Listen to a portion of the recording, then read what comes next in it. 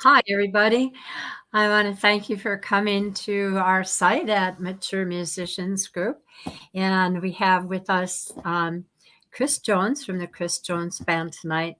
We've been, there he is. We've put a lot of advertising in here. So when you make comments to Chris, please include your name so we know who you are and we can answer your questions. I do want to give a shout out to our sponsor, Luscious Moss Studio.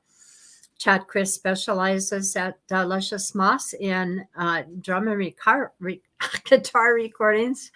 And he tries to capture the room ambiance and create a collaborative environment for the people that come in to be recorded, especially drummers. So he's got, I don't know how many mics attached to all the drums, but it's some ridiculous number I've never ever heard of before.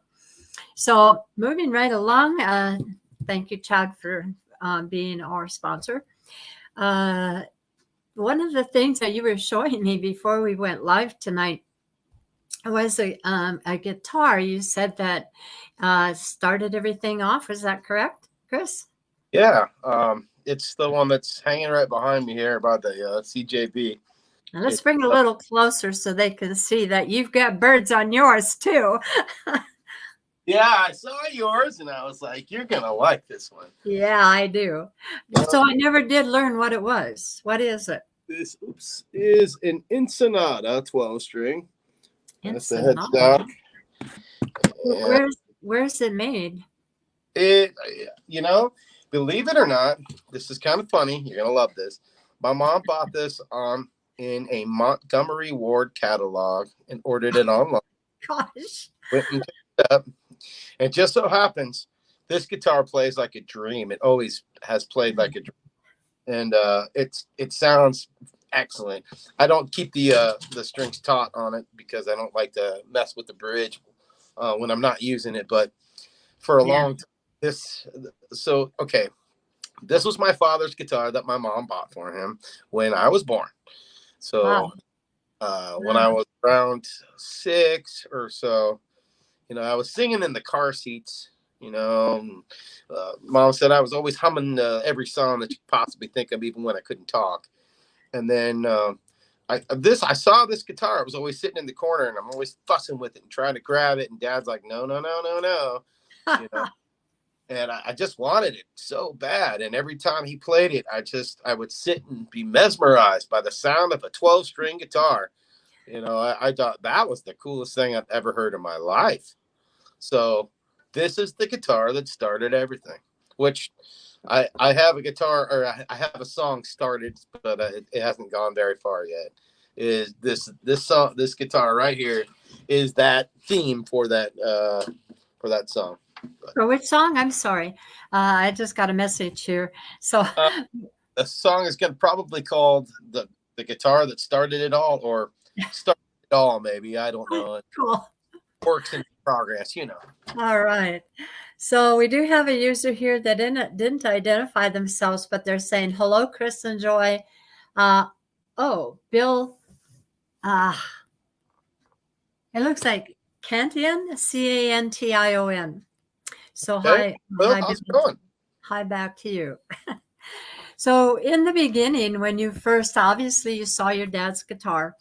So how old were you before you ever got a guitar that you could play? I got my first guitar when I was 8. 8 years old. 8 years old. And it was a nylon string classical guitar, a mini. It wasn't like a junior, I guess you want to call it. Mm-hmm. And first thing I did was rip the nylon strings off and put steel strings on it. Because no rock and roller plays with nylon strings. Play with nylon. So I wanted to make sure that I was playing with the right stuff. And obviously that isn't the way a guitar is supposed to be handled. So the bridge ripped off of it and sucked.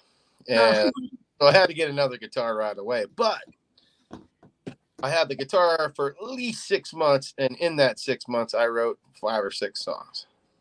At 8 years old? Yes, which we still play one of them today.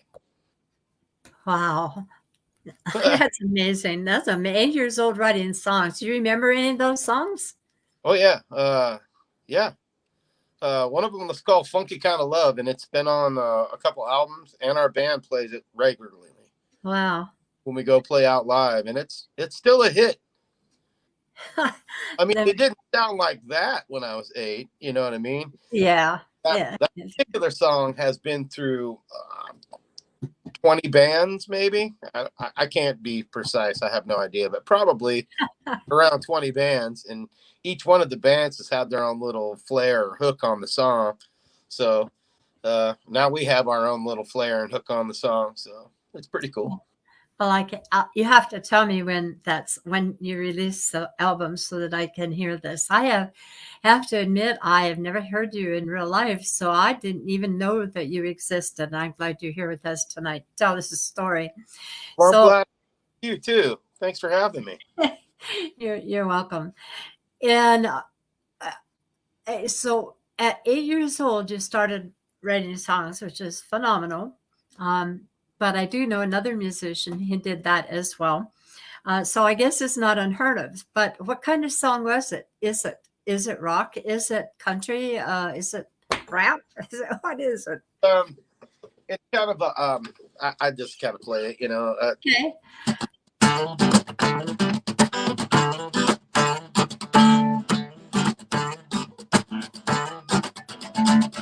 Tell me what's on your mind, yeah. How did you know?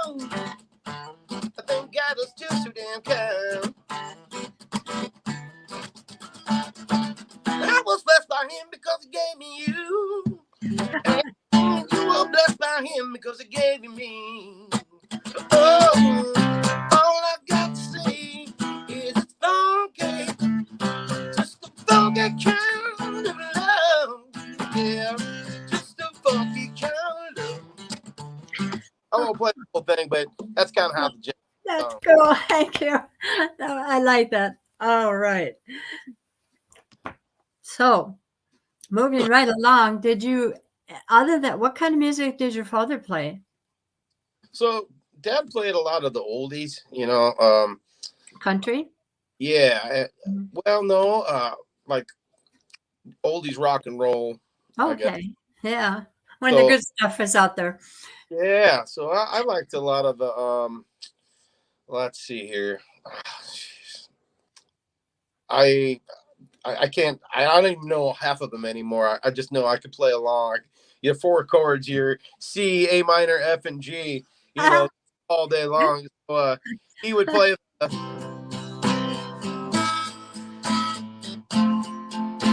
I recognize that song.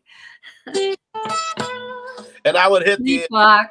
You know, so we'd play around with those 4 chords all night long. And my dad would try to sing, you know, but he had a real nasally voice. So, yeah, just couldn't sing very well. Let's just put it that way. So I ended up taking over on the singing part of it. And so, you know, he taught me, the first song that he taught me was House of the Rising Sun. Oh, I love that song. I still sing it. A lot of people can't play it like me. Yeah, well, I mean, got about 7 chords or something in there, I think it is. Yeah. But it's a good learner. It's a good starter. And I've taught a lot of kids myself. I taught my stepson, my daughter, a few other students, and they've progressed along. You know, I never took any lessons, so I had to develop my own music theory. And sometimes that's the best thing, actually. You know, sometimes that's a better way to learn. You don't have any preconceived things going on in your head. Well, yeah, there's a lot of that. It took me a long time to figure out what chords go to what, but after you figure out certain patterns, now I can play anything, you know, by ear. I don't really. You know, the circle of 5s or the what? Oh yeah, all that. I'm like, good. But I'll tell you, you know, YouTube's great. I've been kind of using YouTube now as a teacher. Time I get you know, like I practice, but I don't want to practice the same thing over and over. You get once you get what you're doing, you move on. So I move on to new lessons and new licks.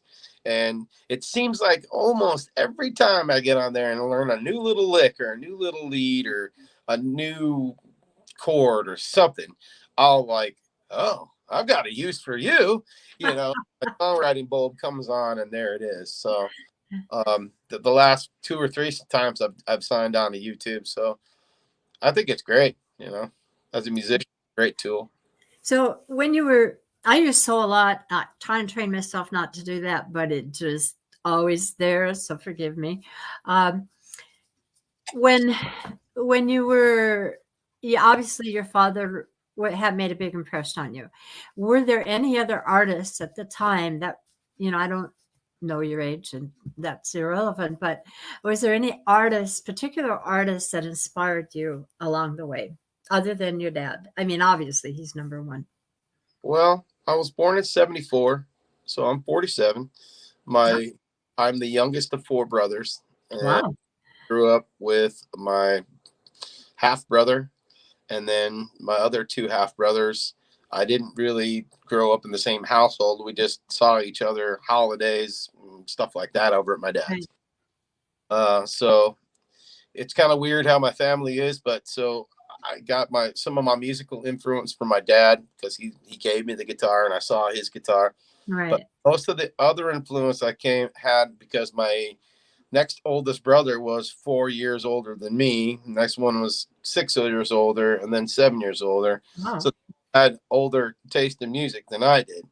So the very first thing I got to hear was Led Zeppelin in the morning, and Led seems to be a lot of people's inspiration.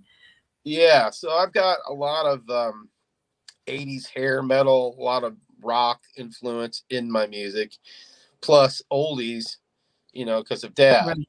Right. That's Exactly. most where the influence comes from. And I don't know, as far as artists go, I liked them all. I would say Led That's Zeppelin. a good answer. Uh, That's a good answer. my Um, and I did have a really cool stereo at the time because I got my dad's hand me down, and he was all into stereos, and it was a Sony receiver and quadraphonic sound and all that. So I had this as a child in my bedroom. And so when I played something like, say, for example, Pink Floyd, Money, it's all around the room with the quadraphonic sound. I'm like, oh, this is what I want to do. yeah, I get it. Yeah. We have another writer here. They have to identify themselves through the app, and I don't know if they're not getting the notification or what. But he says, "Yo, out from Nashville, my brother, calling out from Nashville, my brother." So I'm not sure who that is. They That didn't is, identify. Ray- Huh? that's Raymond. How's it going, Raymond? Raymond's on a plane, I think, isn't he? On the way back. Oh, I thought he was still in Nashville, but I don't know. I do have another one, Jennifer Purdy, big fan of Jessica Lynne Witty and you. oh, She says, hello, Jennifer.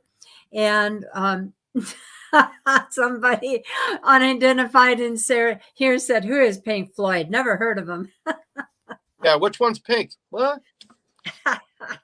All right. So what I'm hearing is that you were steeped in music. You got this beautiful stereo sound that intrigued you. At some point, did you form a band? And if you did, how old were you? And or not how old, but give us were you in grade school or high school or college or? Very first thing I did to like go play live or anything like that was a lip syncing contest, and I played La Bamba. And I mean, I knew the word for word, and I knew how to play on guitar, so I pulled it off like I was actually playing it, and it looked pretty real. So I won. Cool. And so that kind of sparked a couple kids, and I think it was like I was in 6th grade, so 7th and 8th, I was trying to mess around and try to find my niche and groove. You know, all the kids at that point were listening to mostly heavy metal around me, and so I was trying to like fit in, and I just didn't fit in, I guess, with all that really hard stuff. I Yeah. wanted to play something in between all that, and you know, so I would spend most of my lunches at school. I would go in the piano room and mess around on the piano and go in the music room and play because I didn't really want to hang out with other kids, you know. Yeah. I just wanted to play music. That was my thing. So There's the thing. yeah. I don't know. At bands, I guess the first band I had was called Overture, and that was when I was in high school. So that would have been about 90, 90, Okay. 89, Wow. like that. And we played in our high school um, talent contest, and I think we took second. It was pretty cool. All right. I envy your background. It sounds to me like you were an early starter for your musical career in the future. Well, definitely. Basically, I as soon as I got into high school, people knew that I could play, so I was invited to every sing. Yeah.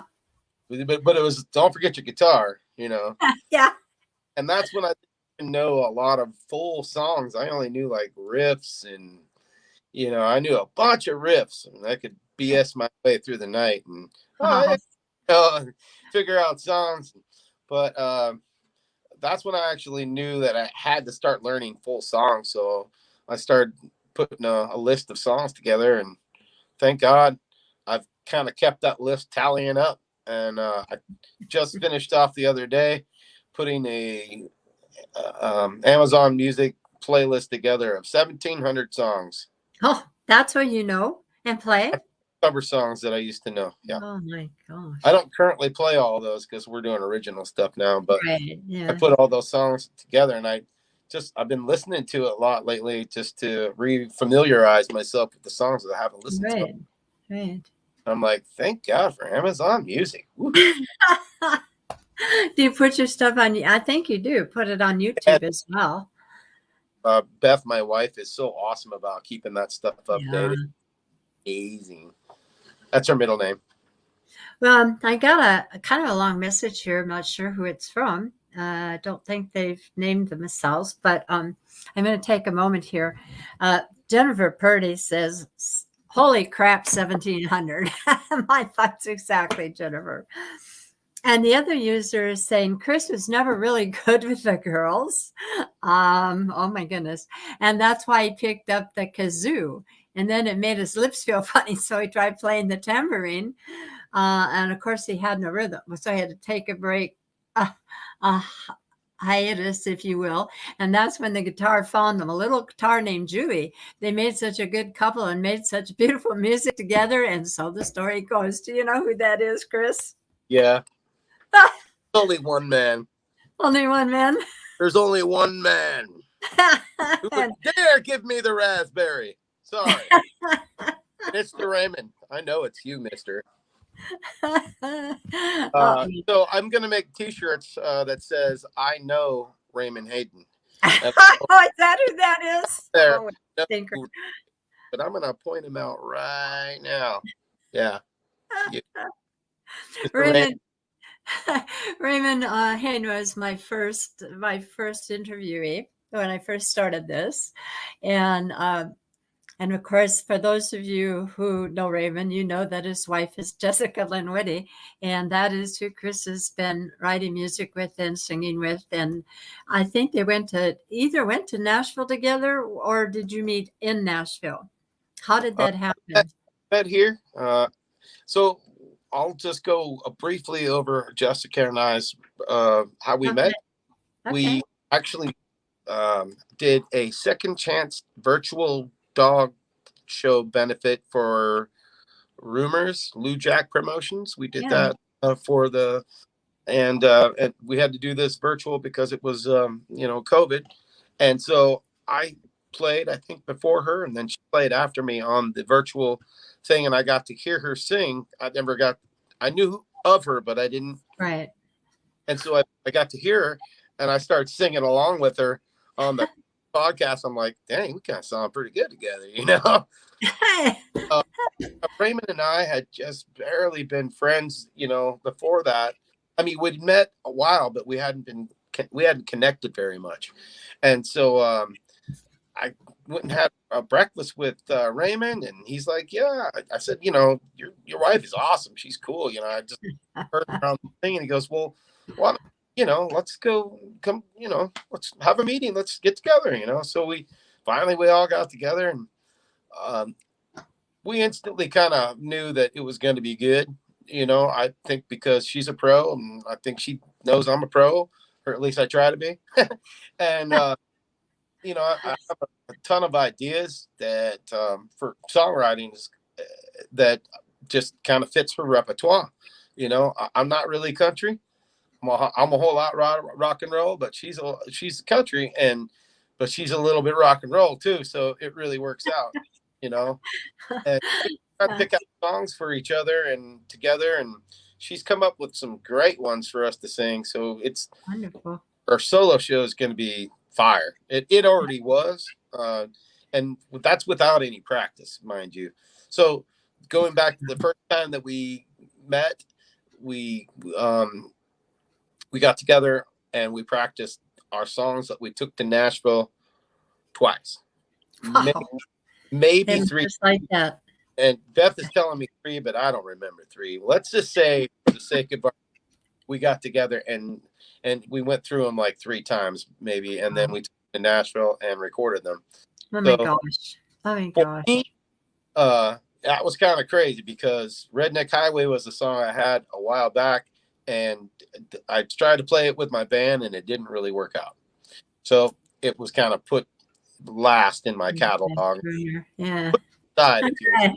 And so I was like, it's country, so I don't expect it all to fly with my band. They're a lot more rock. Yeah. And then when I got together and I showed her that song, she goes, "That's awesome. That's cool. Let's do it." Like, all right, let's do it. Of course you would. And talking a couple days later, and she says, "You know what? I need a tropical rock song about tequila." I said, "All right." 20 minutes later, he had a song. What was it called? What was the name of it? Damn Party. And that's the next one that we took to Nashville and we recorded together. And, she tweaked her lyrics and made it her own and her own way of doing it. So, but the song came together with a quickness. Same thing. It was written and we went over it 2 times and took it to Nashville and recorded it. Amazing. So I have some comments here for you, Chris. Hold that thought. I had Jennifer Purdy says you two sound awesome together. And somebody here says about your earlier comment about Raymond, I think, and he said he bought breakfast. It says, and he bought breakfast. Yes, he probably bought breakfast. He's pretty good. As a matter of fact, let's just talk about going to Nashville, actually. Yeah, so absolutely. On the plane ride to Nashville, Raymond and I and Beth are sitting in a row and we're flying and we decided let's have a cocktail at 32. So we get ourselves around, actually a double shot, if you will, poured in the cup. And the first thing I do in my airplane seat as I'm crammed in here, like this is me in an airplane seat, okay? I start talking like this with my hands because I talk with my hands. And I knocked over my drink in my lap. So I had a double shot of whiskey sitting in my lap. I can't let that just stay there. I had to write a song about it. So that's where a long marathon of drinking came from. Ah, cool. Yeah. But no, Raymond and Raymond also bought that round as well. He bought that round too. Now, I just want for a word of clarification here. Did that whiskey land in your lap or did it land in your tummy? I missed that. No, it landed in my lap. Instead of my... Those are the lyrics in the song, by the way. So. Really? I'm going to have to listen. Where can we find your music? I want to hear this stuff. Well, that's not out yet. Oh. We are still in the works on that song. So, but that is the actual song that I was talking about with Johnny and June. That it sounds like a little bit of Johnny. It sounds like Johnny Cash. All right. I like his music. Like Cash intentionally with me and Jessica doing the Johnny and June, and I think it's gonna be awesome. It's fun. Redneck Highway. If you've heard that song, it's a fun song, and I think that's where our country is more like a country rock fun. They're fun songs. I haven't listened to it. I would have to. I can find this on YouTube. Yeah, you can find it Okay. I've every been time. remiss. Yeah. No, I hear you guys together doing certain things. Like there was Rebels. There was a Rebels meeting while you guys were in Nashville, and Liz was giving you advice about being a star and etc. And I tried to get her on here to repeat that, but she turned me down. Darn it! But Liz is fantastic. I learned, I'll tell you.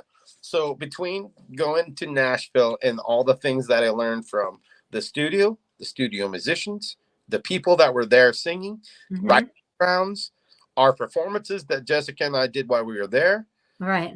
and Liz and Paige. Yeah, she was there too. Yeah. Her and Liz sat down with us at the pool and just gave us so much wonderful information. Yes, she did. You know, Yes, she did. how it works. I mean, the business has changed. The business has changed quite a bit because of the digital age. You know, Yes, so absolutely. now as musicians, it's up to us to have to figure out how to adapt and make it happen. And let's face it, we're not getting any younger, so everything that's happening, that's selling, is with the younger crowd, and so you have to figure out how to adapt to the younger crowd and make Right. your more marketable and blah blah blah. So there was all kind of information there, and then for me, it just opened my eyes. It was a wonderful experience because I've been through Nashville and I've done certain things, but I didn't get the opportunities that I was granted with Right. Jessica.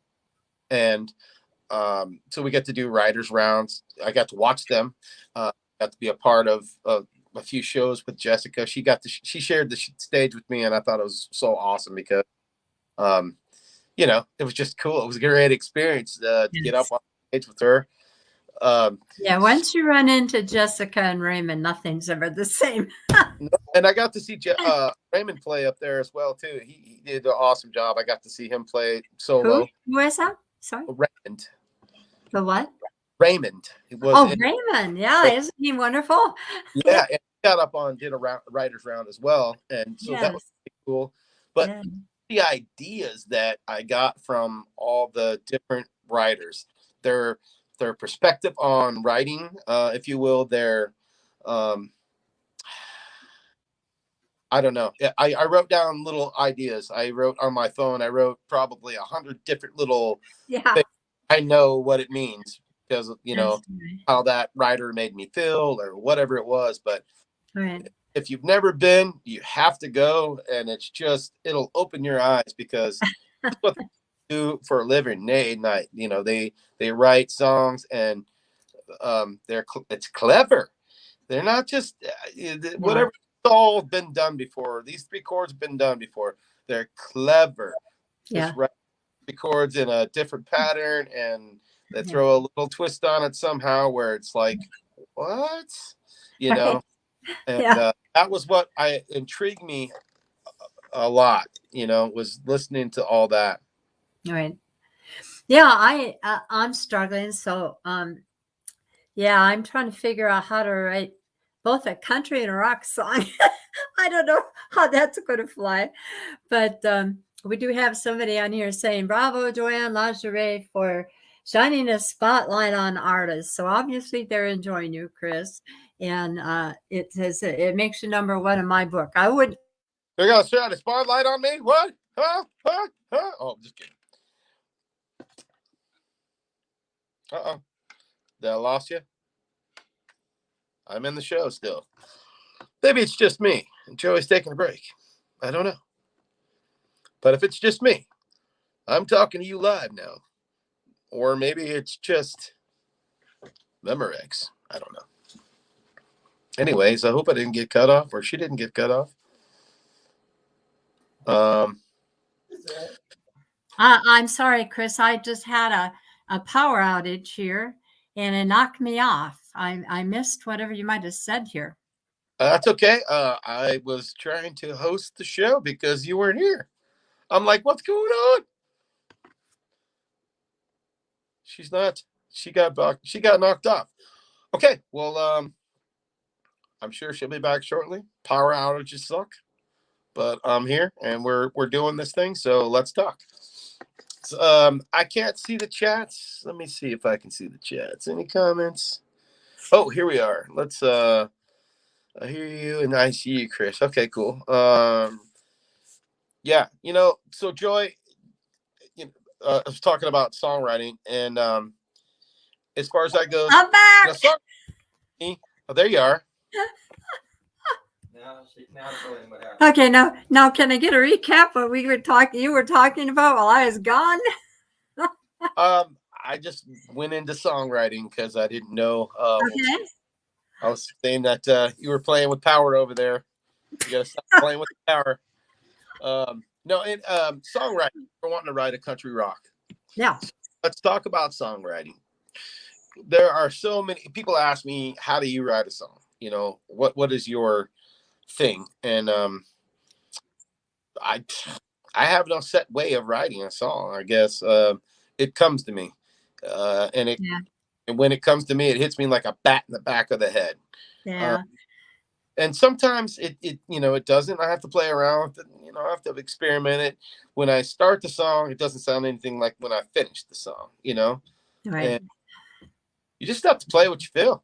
Yeah. And yes, but I'm unlike you. I decided to ask for help. So, yeah, somebody on here is saying if you want to write a great country and rock song, you have to leave your husband and sell your house for cocaine.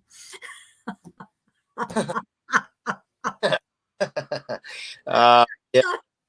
I hope that's not true. There's nothing like the ultimate heartbreak to write a song. I mean, it is the actual truth. There's nothing like something that inspires you, like a death of a friend. For me, some of the most powerful stuff I've ever written is the death of my friend. Sorry. One of the songs is called Always, and it was about cancer. He was about 16 when it first hit him in the calf, and then they had to amputate up the leg farther and farther and farther. And finally, it got all the way up to his groin, and then it got into his bones, and there's nothing they could do. And he's my age, and he passed away while I was on my honeymoon.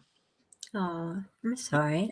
So I had a lot of really crappy stuff happen when I got married.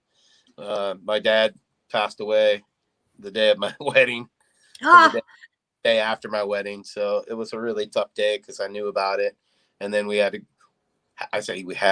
went on our honeymoon, and it was a tough time for me, and then my friend passed away when we were on that honeymoon. So my Lord, I think the Lord was, if I don't know if you believe in God or any of my listeners do, but I do. So it seems to me that maybe he was telling you those are perfect reasons to write really brilliant country songs.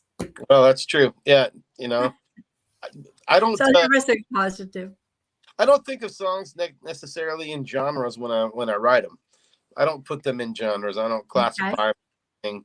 They come out how they come out, and they are what they are. And people let me know what they are. You know what I mean? I don't that genre. I don't. Well, I have a couple more comments here. Looks like Brian Groves is with us here. Somebody says they're Brian Groves. Didn't say anything, just the same. And Jennifer said she's very sorry to hear about your father and your friend. And there's another comment here. It says God is the way. So I guess somebody agrees. But I think there's a lot of something out there that helps singers feel deeply and put it into words so that other people can respond and react, and it's kind of a cleansing, happy, sad, everything all rolled in one that makes you feel it, and it's appreciated. And I'm glad for that. I'm glad I'm a musician. I'm glad you're one. Yeah. If I can say one thing about songwriting that I heard, I think it was the YouTube session I was watching. It was about songwriting, and the guy said, I could be wrong about where I heard this, so don't get me wrong. Don't quote me. But I bet I will. Is you paint a picture with words. Right. You picture with the fewest words that you can that evoke the emotion that you're trying to get across. If it's happy, then you're painting the picture with happy words that are party and fun and blah blah blah. If you're trying to get across something that is emotional and heartfelt and your heart is ripped out, then you're painting the picture with different words, and those emotions need to come out, be able to paint that picture to evoke Exactly. that you're trying to get. And if you're not getting those emotions, then you're not painting the picture right. This is, Yep. as an artist, this is what you have to do. As a Yes. songwriter, this is what you have to do. Absolutely. And it is Yeah, about Chris, the song. keep that thought. I have somebody here that had a comment while you were talking, and it says, "Does Chris remember the points in his life when he knew that songwriting was his calling?" I mean, obviously, we covered that earlier, but do you want to answer that question? Sure. Um, it wasn't actually until recently. Actually, Yeah. probably until I went to Nashville. Um, I've done a lot of songwriting, but when I went to Nashville, I met a guy named Don Gatlin, which Mhm. was somebody that Jessica has been working with. Oh, He's yeah. Yeah, I remember. Don Uh-huh. Gatlin, Yeah. the new Kenny Oh, Rogers. He took over and did Kenny Rogers' spot with their band, and they tour and do stuff. And he also does Savannah Jack, I think is the name of their thing. So you can okay. check them. Anyways, when I heard him talking about his songwriting and how many songs that he has, he's written thousands of songs. Thousands. Like, Yeah. what? Wow, that seems like an amazing number of songs. And I was like, just out of curiosity, how many songs have I written? I don't know. So when I got home, I went through my cabinet of songs and lyrics and stuff. Then that cabinet got deeper and deeper and deeper, and the drawer got longer and longer. And by God, there are 600 or 800 songs in there So that I this is what the first time that you went to Nashville, or when you went to Nashville with and just with, yeah, no, the first okay. time in Nashville, I went through the motions. I didn't know anything. I played a couple house concerts, and I played 18 shows in 5 days. It seemed like a lot, but basically, when studio sessions get out to 6 and 9, I can't remember. That the place fills up, goes away, fills up, goes away, fills up, goes away, and there's a chance to get on stage and play for free. Obviously, you're not getting paid for any of that, Yeah. but you can get up and play, and there's like open mics everywhere. So Huh. I went and played a ton of those. Um, and didn't seem to make an impact because everyone plays, everyone sings, and you're actually not that good, even though you're one of the best players and singers around your area. And you go into Nashville, you are a minute fly on the wall. You, Yeah, I kind of feel like that's probably very true. it is insane because even you won't hear anybody bad playing when you go to Nashville. They don't let them to play. You don't. There's not like a charity open mic thing. You know what I mean? If you're not I better not go. like that, huh?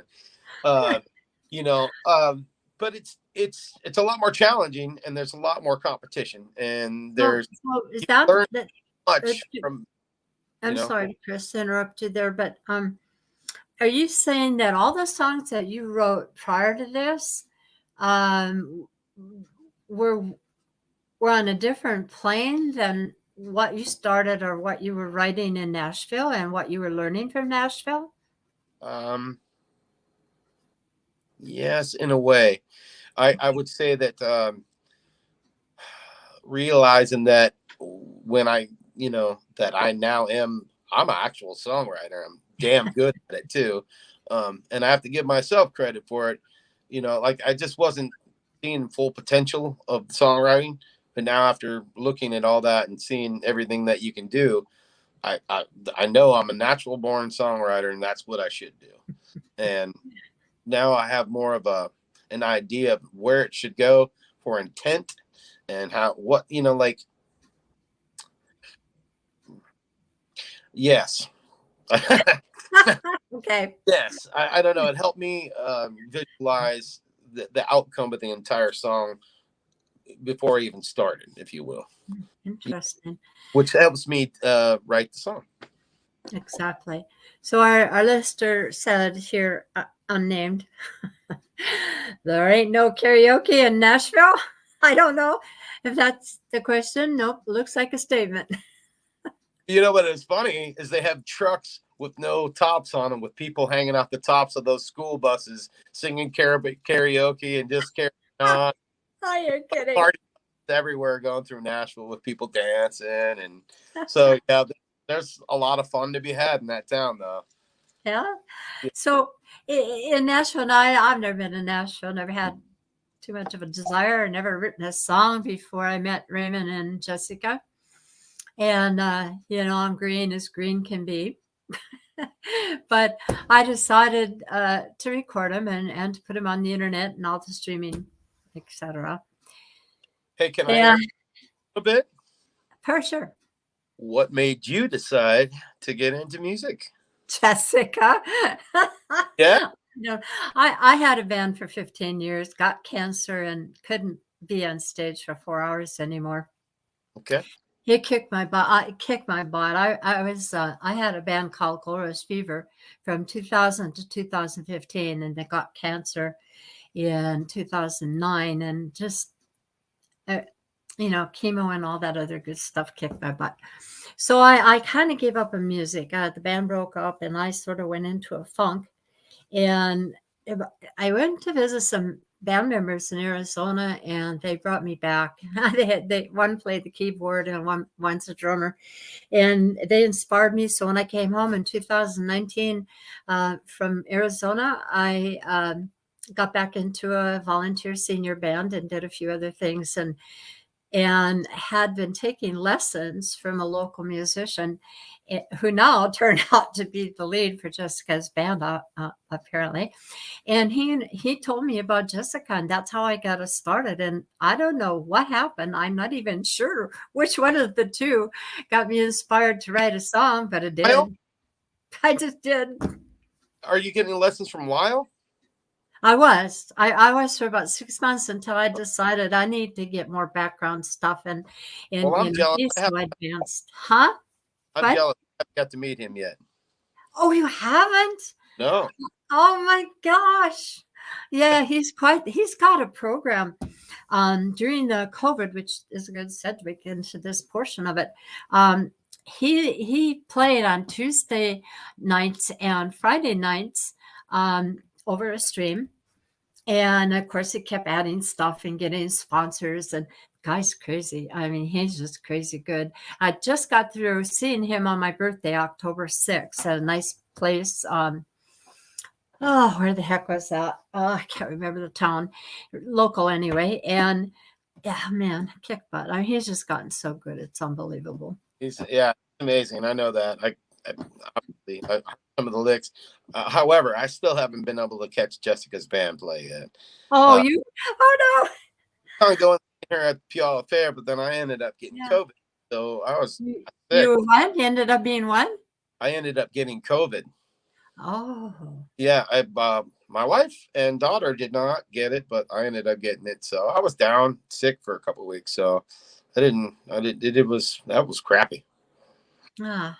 Yeah. Well, too bad you missed a Taco Tuesday in the banjo bar from Lyle. He's quite the performer. Oh. So hopefully you'll get to see him. And I tried to get to Jessica's fair, and to go approximately a half mile.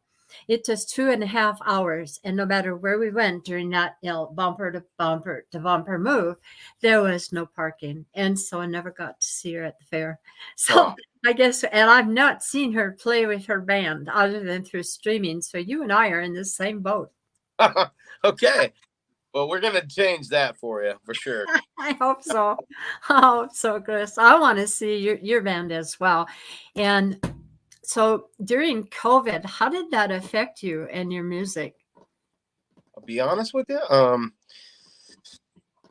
The first couple weeks they told us things are shut down, and no one can be around each other, and you need to be wearing masks. I was like, well, this might be good. So there's a lot of people I don't want to see. And you can cover that face right up. No, I'm just kidding. But I actually thought, what I actually kind of needed a break. I was going so freaking hard with my band and blah, blah, blah, blah, blah, and work. So I took some time off, and started working on music. So for me, it didn't affect me at all. I like crazy, and I recorded tons. And now I've got so much music ready to record. Got 3 or 4 songs ready for me and Jessica, and then I've got about 10 songs for me and the band ready to record right now. Somebody's asking if you can sing a little Nash Vegas. Do you know who that? I'm only going to give you a little. All right, great. Hold on to your hats. We're going to get music.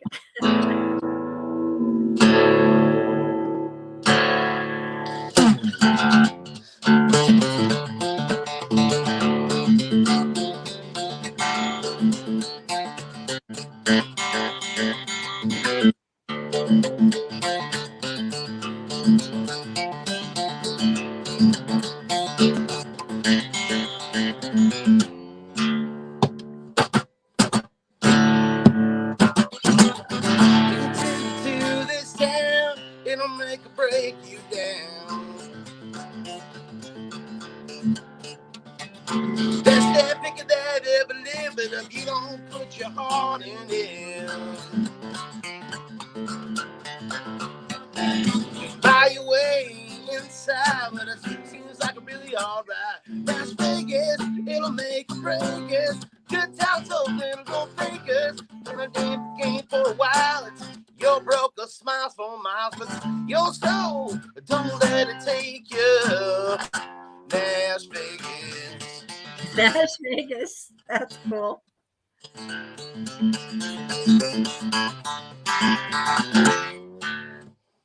Thank you. Yeah. All right. All right. Cool.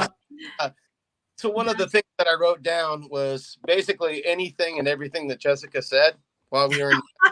Really? So everything that comes out of her mouth is gold. So I wrote down things, and that was one of the things that I wrote down. So when I got home, that was one of the first things that was written was Nash Vegas and week-long marathon of drinking because of me spilling my drink in my lap on the way. Yeah. Smelled like a brewery when you left the plane. Yeah, it had whiskey drawers, that's for sure. What's that? I don't know. Somebody wrote something I can't read. Dad see my bully or something like that. I don't know what they mean, so I can't read it. Let me see. Yeah, and Jennifer said love it. So yeah, that's my boy. Yeah, I get you. That's okay. Raymond. I'm pretty sure that's Raymond because he likes. Yeah, Raymond again. Yeah, I love Raymond. Did he sneak a guitar on that plane when he was drinking that whiskey? So what now? Did he sneak his guitar on the plane when he was drinking that whiskey? Might have. I've been, that trip was really amazing for me, that's for sure. And I couldn't have gone with better people. Jessica and Raymond are awesome people to know. And, I've been writing stuff with Jessica, and I've actually recently got a chance to sit down with Raymond and write a little something with him. He had a song that he had already written, basically, and I couldn't help myself but to sing it. So was that the piano one where you sing? He was playing the piano and you were singing. Yes. Yeah, I saw that. Yeah. So that's going to be a great song. Just a powerful message. Raymond has a way of. He just got a way about him. That's all I gotta say. He does. Got a lot of great things to say, and he's all about trying to spread a message, and he's doing a wonderful job at that. And so I don't mind that train with him. Yeah, he had a comment. I think it's from Raymond. It says, "I just hit Nashville about an hour ago. Jessica and her publisher and I got dinner, and now I'm sitting out back with a cigar, a drink, and watching two of my favorite people. Yay, that's us." It's like a parking lot party, buddy. But right. So I'll tell you, this is a fun thing. Our plans got rearranged as far as our um, hotel accommodations. So Uh-oh. we had to rearrange when we went there, and we didn't get exactly the hotel that we wanted, if you will. No. And so it was less than desirable, but we made the best out of it. We got rooms that were adjoining, and we came out and was right at the edge of the parking lot. So we ended up making our own little parking lot party, if you will. We got out, blocked off. We've got our some chairs out there. Raymond bought us some chairs, and so got the whiskey bottles and the guitars out, and just had a ball playing music, you know. And He was able to bring a piano out there? no, Raymond had to play that in spirit, but that's the thing about him is he doesn't need a piano to be able to write music. He's that good. Yeah, he can hear something and be like, I already know what I'm going to do, you know. Yeah, hey, he's on one of my songs. I wrote I did a cover on Jessica, an unpublished song that she's not published for the Rebels group, for her Rebels group. And good grief, I forgot the name of it. Honky Tonk something. But anyway, oh my God. I don't know what's going through my head. But anyway, he played the piano on that. And yeah, you're right. Well, they're an amazing duo. Yeah. Both Raymond and his wife Jessica are amazing. Working with her has been an eye opener because, you know, I got to see her be a producer when she went up. The very first time I got to see her do producing was only a little while before we went to Nashville. And so she was producing one of Raymond's songs, Madness. Yeah. Just an amazing song, but watching her work doing producing work is like, you don't really understand the roles, if you will. There are so many different roles in the music business. And she knows them all now. She's pretty good at most of them, you know? Yeah. You're a multi-talented girl for sure. So coming up in the future, what are some of the projects that you're thinking about, some of the projects that you're working on, something that you're moving towards after this experience that you've had with Jessica Raymond in Nashville? Well, I don't feel like limiting myself. That's for sure. I see there's a big potential that I have. I'm going to work on all of that potential and not limit myself to kind of how I have been. And so moving forward, our band has songs that we're getting ready to release. One here very soon in, let's see, late November. We should be releasing a song, and then we should be releasing another song probably, hopefully, the first of the year. I won't say when because it's not even started, but that's our plans. Okay. Jessica and I have another song set for summer of next year. It's already recorded, but we're going to try to get some videos and stuff like that done. Okay, great. Moving forward for our band, we're working on videos. So that's another one of those things that you can play music all you want, but videos is a whole other ball game. Yeah, it is. Yeah, I did my first one and I'm working on the second one and I had to change studios. And yeah, it is. It's a whole different ball game. It says, Jessica just joined me and said to say hi to both of you. Hi, Jess. Hey, Jessica, what's going on, girl? I know she's kicking some serious butt in Nashville, and I'm so proud of her. She goes so hard. So for me, it's an honor to be working with her because she's working so hard, and hopefully things are gonna go places. I know already that there's a lot of people that are excited about the Redneck Highway and the Redneck Miles, if you will. So let's talk about that.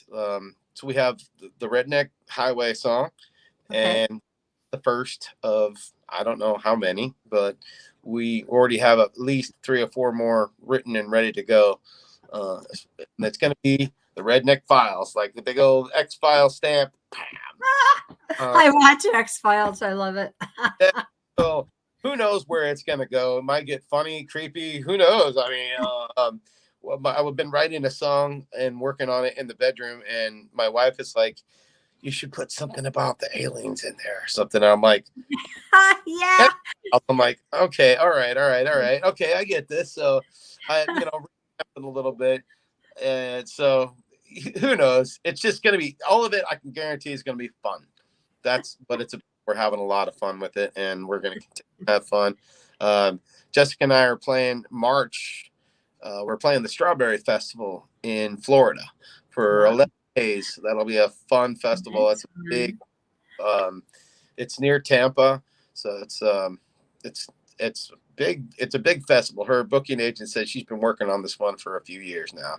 Yeah. So it's an honor to be going down there and playing that stage. So looking forward to that. And then hopefully things work out where we can kind of make a trip up to Nashville and do some more recording. So when you do this, I would like you to keep us posted at the Mature Musicians site. I know you post all over, but we'd really appreciate if you'd give us that information so that we can keep track of you and see what you're doing and see what's coming up with these albums and the songs that you and Jessica or just you have been producing. Can you do that for me, Chris? Sure, no problem. All right. So I guess you've answered all my questions. Usually the things that I asked, you've covered. So there's not a whole lot to ask you anymore. So this is about the end of my program. I do want you to think about of all the things from the time you were 8 years old until now. Is there any saying or any other than your trip to Nashville with Jessica that just stands out in your mind as something like, I did it, I did the right thing. This is what I am. This is who I am, and this is what I do. Let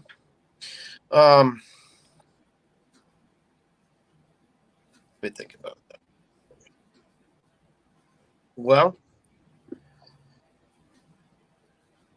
I guess the one thing I've learned over all this is we are all capable of being loved. We're all capable of loving. Yes. And we're capable of being empathetic towards one another. We don't have to be assholes. We really don't. And it's not a race to see who can tear each other down or be worse to one another. It's all about, I'll help you. You help me if you want to. I don't care. I'm not gaining anything or not gaining anything by helping you. It's just something I want to do. And it's just kind of how I feel people should be. And that's where I'm working towards, is a better world. I don't know. This 2020 pandemic really opened my eyes to how humanity is. And it doesn't seem like people are really getting the message. No, I hear you. I have a daughter, a granddaughter, and a great grandson in North Carolina, where you came from not too long ago, apparently. And when I did spend some time in West Virginia, about 2 years, and I loved all that mountain music or whatever, but there was something that I did notice, and about that mentality. It just boggles my mind that something as silly as this would divide a nation. So, like you said, and I agree with you, and so does and Jennifer Birdie agrees with us, and I think that there has to be a way with love to somehow draw us all together as Americans again. You know what, Joy? This is what our job is as a musician. Absolutely. Is to open the world's eyes a little bit and just spread a little bit of love through music, because this is what we can do. We don't have the power to change people's minds and their perspective. Right. We can't try to change their perspective all you want, but all we can do is infect them with good. being better people, helping people, not being judgmental, this, that, and the other, boosting people up and not bringing them down. There's no need for it. There's enough negativity in this world. We don't have to bring each other down. I mean, if there was anything that I could say to somebody, and it doesn't have to be a musician, just know your self-worth. You are worthy of love. You are capable of loving others. You are worthy of receiving it. So just open your heart and be a better person. There's no need to be, horrible. Exactly. I agree. And I'm pretty sure our listeners agree with you as well. I know a lot of the people out there, I'd say maybe at least 60% of the people that eventually listen to this, they may not be live with us right now, but they do. I put these out there so that they can go back in and watch them both on Matured Musicians and Facebook. And I know a lot of them, and I know their hearts are in the right place. So we hear your message, and hopefully through your music and Jessica's music, and with a little luck, my music, we get that message out there, and take it or leave it. But if you don't have positive, good, loving thoughts, negativity finds its way, and you don't need it. Trust me. We don't need that negative. We just need more love in the world, and we need people to spread it. And your music's Understanding. things that you can ever do. As far as mine, I mean, it's universal. Uh-huh. Everybody, you know. Yes, Chris, I agree. Well, you and Beth have a good rest of your night. Thank you very much for helping me get you out there and letting people know that you're going to be on tonight. Thank And you all the for having me. you're It's all. welcome. And all the people that have been listening tonight, thank you, Raymond. Thank you, Jessica. Thank you, Brian and Jennifer, and anybody that I may have missed. We really do love you, and we work for you and through our music, and just know that we care. And I want to thank you again, Chris. And you have hopefully you'll join me again someplace in the future, and we can do We're gonna this. do it again. Don't think this is the first time or the last time. This will be. All right, all right. You See if I got my hand here. maybe we'll plan to do this again on the next major go round or next release or something good like that. Maybe we'll get in touch with each other and. All right, Chris. Okay. Looking forward to it. So good night, everybody. Thank Good you night, again. everybody. Thanks a lot for joining us. All right. Take care. Bye-bye.